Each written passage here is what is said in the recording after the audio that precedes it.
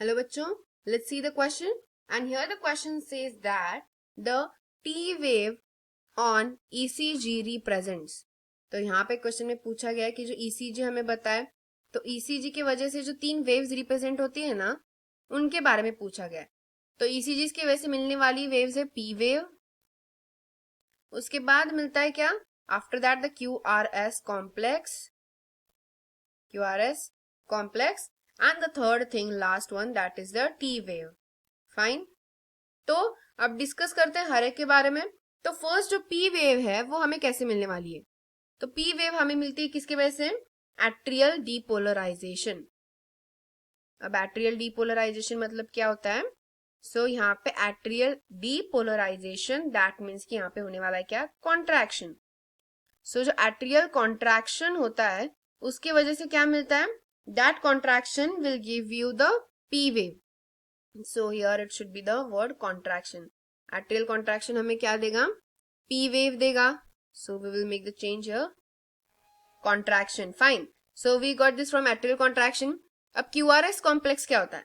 QRS complex मतलब हमें तो पता है कि SA नोड होता है एट्रिया में. तो उस SA नोड की वजह से क्रिएट होने वाला इम्पल्स जो है वो कहाँ जाएगा?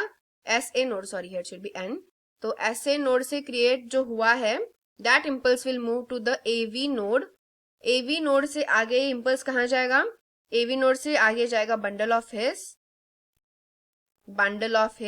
और bundle of his and further the all पुरकिंजे fibres. तो इस तरीके से जो फ्लो होने वाला है ना इलेक्ट्रिकल इम्पल्स का, that is said as a QRS complex, जिसे हम इजीली ऐसे भी कह सकते हैं that is the ventricular depolarisation. Simple इसे वेंट्रिकुलर डीपोलराइजेशन यानी कि वेंट्रिकुलर कॉन्ट्रैक्शन भी कह सकते हैं. नेक्स्ट है टी वेव. तो टी वेव कैसे मिलेगा? अभी अभी वेंट्रिकुलर डीपोलराइजेशन कॉन्ट्रैक्शन हो चुका है. अब उसके बाद क्या होने वाला है? वेंट्रिकुलर डीपोलराइजेशन के बाद होगा ventricular repolarisation. Now this repolarisation means repolarisation यानी कि क्या होने वाला है यहाँ पे? Relaxation. So this relaxation will shows the repolarisation. तो इसी वजह से वेंट्रिकुलर जो रीपोलराइजेशन है that is said as a T wave. तो कौन सा ऑप्शन में दिया है? इफ वी सी यहाँ पे बी ऑप्शन में रीपोलराइजेशन ऑफ वेंट्रिकल्स दिया है, तो हमारा यहाँ सही आंसर क्या होना चाहिए? That should be the option number B, the repolarisation of ventricles. उसे हम क्या कहेंगे? That will be said as the T wave. मतलब टी वेव वो रिप्रेजेंट कर रही है, दैट्स व्हाई. सो सही ऑप्शन है यहाँ पे answer B. I hope you got the answer very well. Thank you and all the best.